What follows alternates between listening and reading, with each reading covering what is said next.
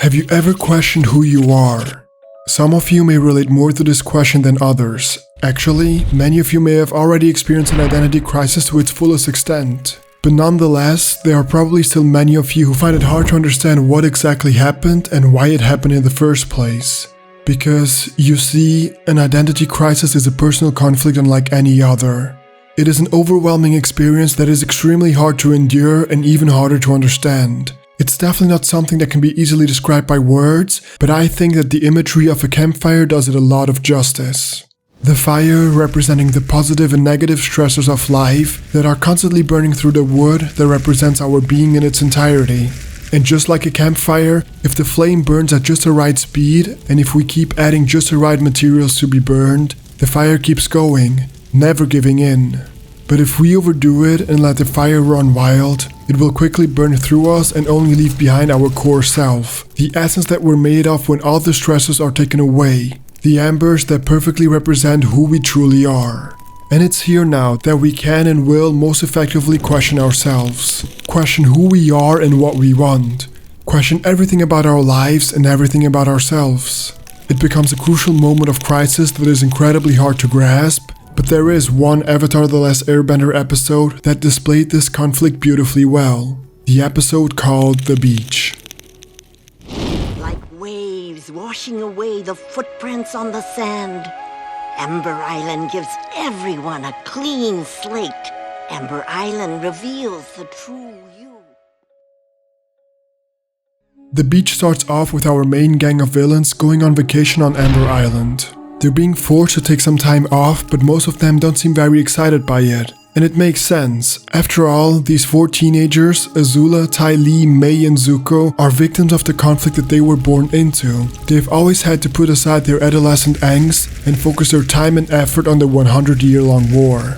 And therefore, a relaxing beach vacation is probably one of the most out-of-character places you can find them in.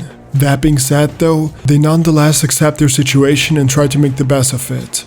They eat some fresh and delicious ice cream, partake in a round of beach volleyball, have a grand dinner surrounded by a beautiful sunset, and then they even attend a teenage-style home party.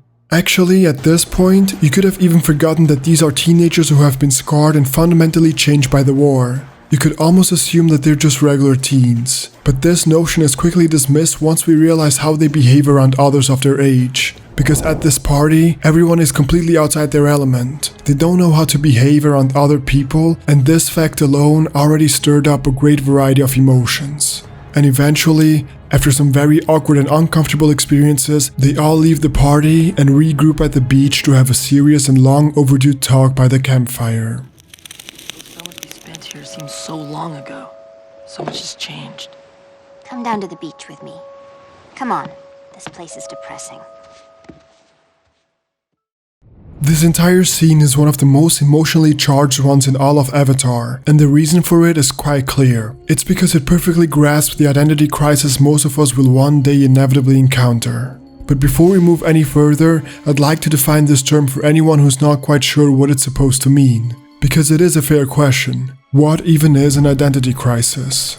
Well, it's basically a period of time filled with uncertainty, anxiety, and confusion. It's a time in which your sense of identity becomes uncertain. You'll be questioning who you are, what you want out of life, and if any of it so far was worth the struggle. It's a time where you'll be focused on analyzing the core essence that makes up yourself, questioning everything from values, beliefs, career paths, and even basic everyday interests. It's a time filled with a lot of turmoil and a lot of change, and when or why it arises can be a complete mystery in itself. But most times though, it arises after a sudden and impactful change within one's life. Something like getting married or getting divorced, experiencing trauma or losing a loved one, or maybe even just something as simple as moving houses or getting a new job. For every person the conditions will be different, and so will the entirety of the experience be as well. But that being the case, there is one thing that is almost guaranteed for everyone, and that's the fact that one does not go through an identity crisis unchanged. A truth that is beautifully captured in this campfire scene. Growing up with 6 sisters who look exactly like me, I joined the circus because I was scared of spending the rest of my life as part of a matched set. At least I'm different now.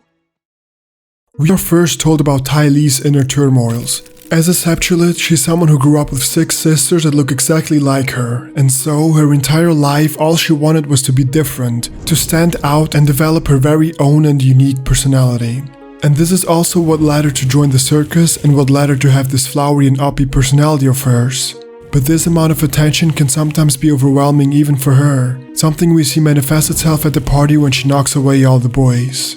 Ty Lee realized in that moment that standing out like a sore thumb isn't just a good thing, and that's something that is incredibly hard for her to accept. But eventually she does. And I also think that it's this crisis and the falling realization that allows her to be able to join the Kyoshi Warriors by the end, a group of female fighters who all dress and look the same, basically embodying her worst nightmare. But after learning from her crisis, this becomes an acceptable path for Ty Lee to take.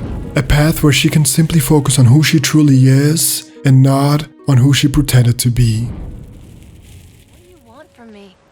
You want a teary confession about how hard my childhood was? Well, it wasn't. I was a rich only child who got anything I wanted, as long as I behaved. We are then brought to May's conflict, a quiet and simple Fire Nation girl who was given everything she wanted for as long as she behaved. And so, for the longest time, May neglected her own feelings and emotions just to make sure to not stick out, to keep her head down and never speak up.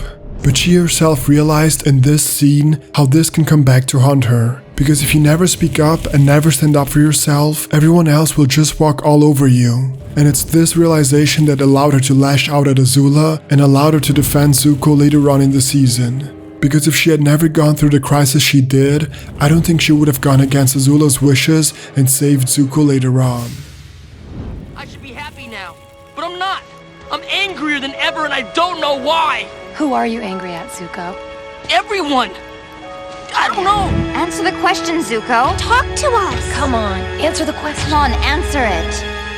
I'm angry at myself.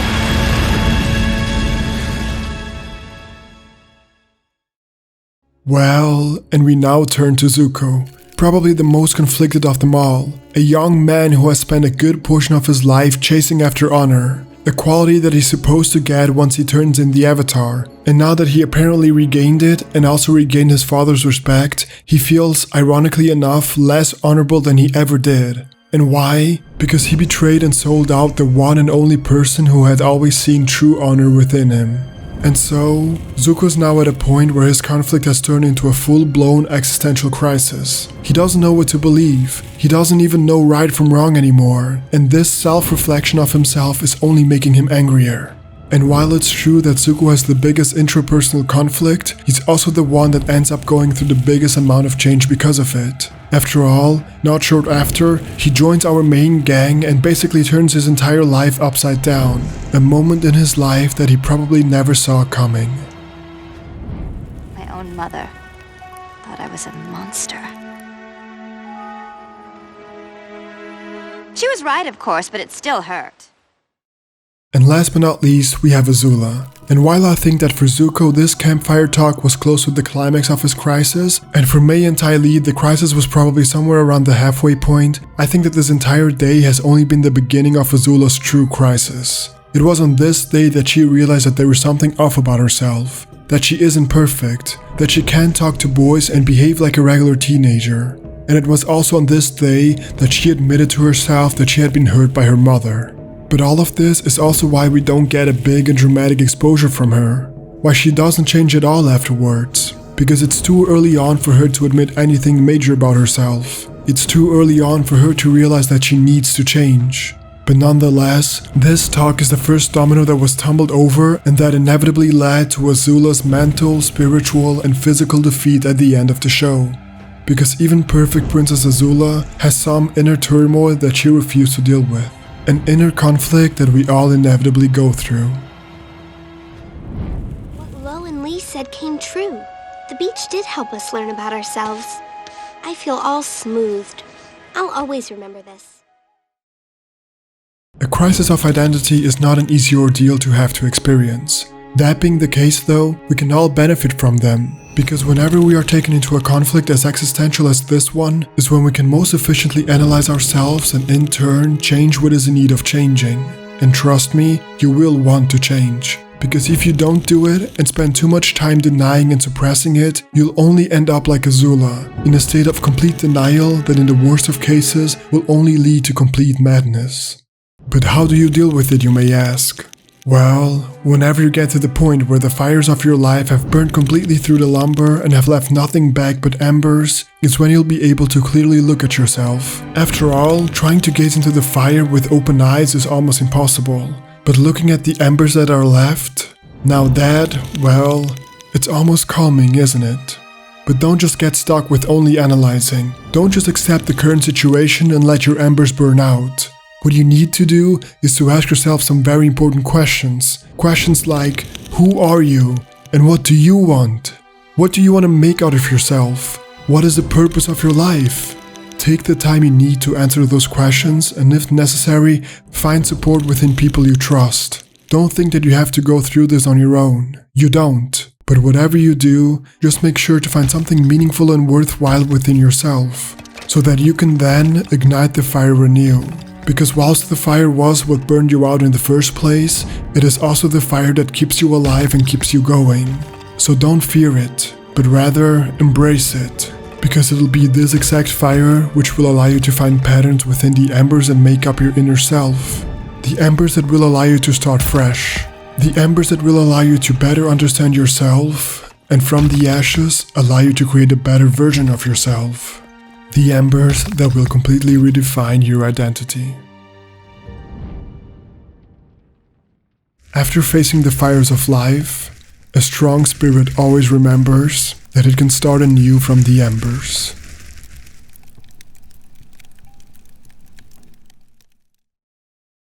Thanks for watching, guys. Feel free to subscribe and check out one of my previous videos right here. This channel is all about digging deeper into the meaning of life and how we can get there through video games, movies, and TV shows. So if that interests you, make sure to subscribe and share it with the people you love. See ya!